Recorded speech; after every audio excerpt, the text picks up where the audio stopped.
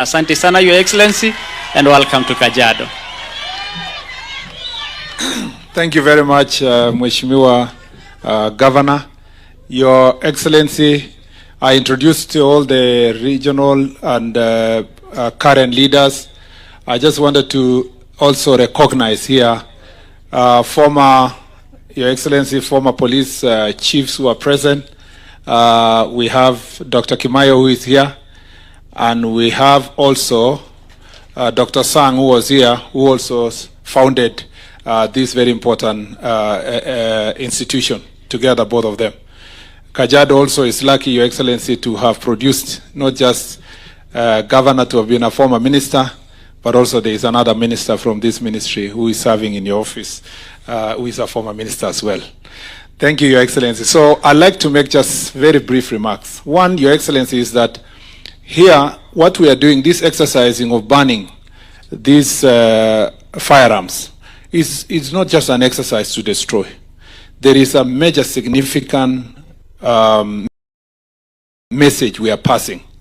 First, Your Excellency, is that if we want to sort out the problem of proliferation of small arms, the insecurity problems in our region, in all our 15 countries, it was discovered that it was an exercise in futility to do a disarmament in one country and leave the neighboring country. If you take the example of Kenya, Your Excellency, the operation that has been going on in the places of Upper Eastern, for example, Your Excellency, in the places of Marsabit, it's of no consequences if there is no closer collaboration and support from the neighboring country of Ethiopia. That is the same in the northern part of the country if there is no collaboration with our dear brothers from Somalia, or in the parts, Your Excellency, of our neighborhood with Uganda.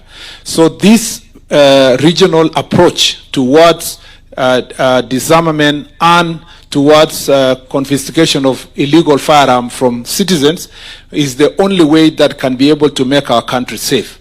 It is considered, Your Excellency, that this is a more strategic approach towards making this region safe.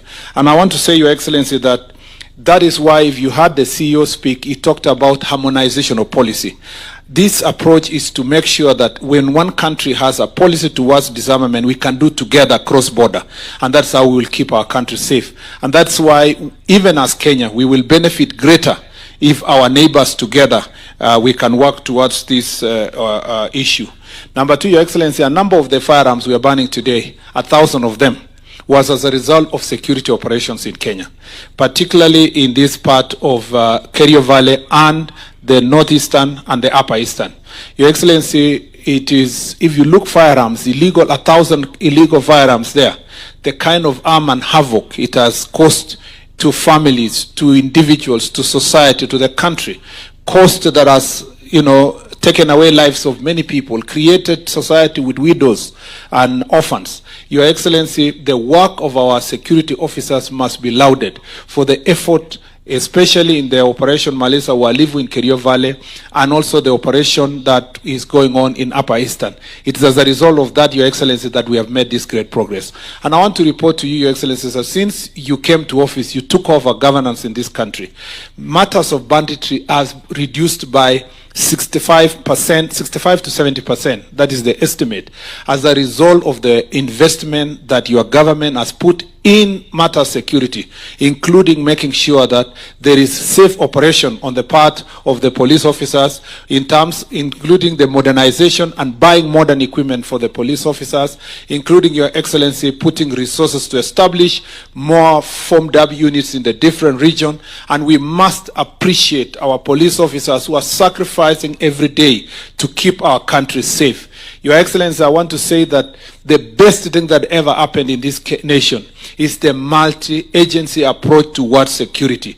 That is why you find now we are working in close collaboration, all the security agencies.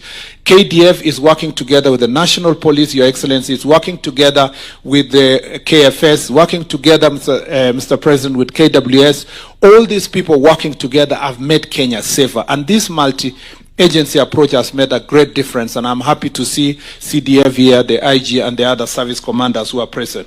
Your Excellency, even as we do so, I want to say that our police officers and our security officers must know that from the ministry and from your government, they have greater support. You have put in place policies, including police reforms recently, that has improved what is going to be paid to the police officers, especially at the lower cadre. Your Excellency, the plan also on insurance, because these police officers are doing a lot of work in dangerous areas, and this comprehensive insurance, including life insurance, has made a greater difference in their lives.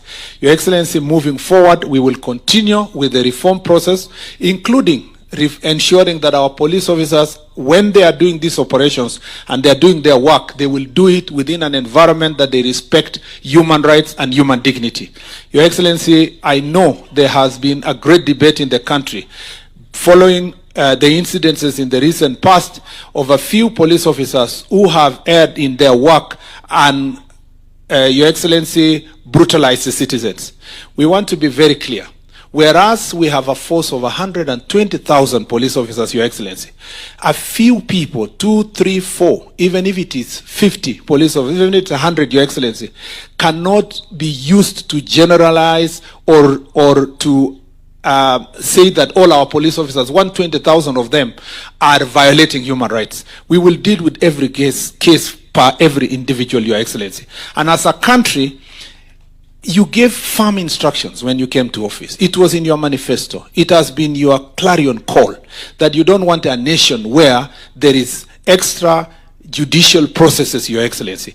And we will make sure that we walk that tight rope, Your Excellency, to make sure that a few individuals who are going to violate the law are brought to justice, but also protect all the other police officers who are doing a good job. Your Excellency, I tell you, because I've visited different parts of this country where our police officers work, some of them are working under very difficult circumstances, sacrificing for this nation, and they want to see that their people, their country, their citizens are giving them maximum support, even as they sleep in Boni Forest or in border places, Your Excellency. We must make sure that all these police officers know they have our maximum support. And also the citizens of this country must know that they have our maximum support to deal with the few police officers who may misuse a firearm or even misuse their authority to harm citizens, like the case that we are dealing with the country at the moment. And we will deal, in such cases, we will deal with them firmly. I request the citizens also, Your Excellency, that they must respect the authority of police, because without respect of authority of police, there is anarchy.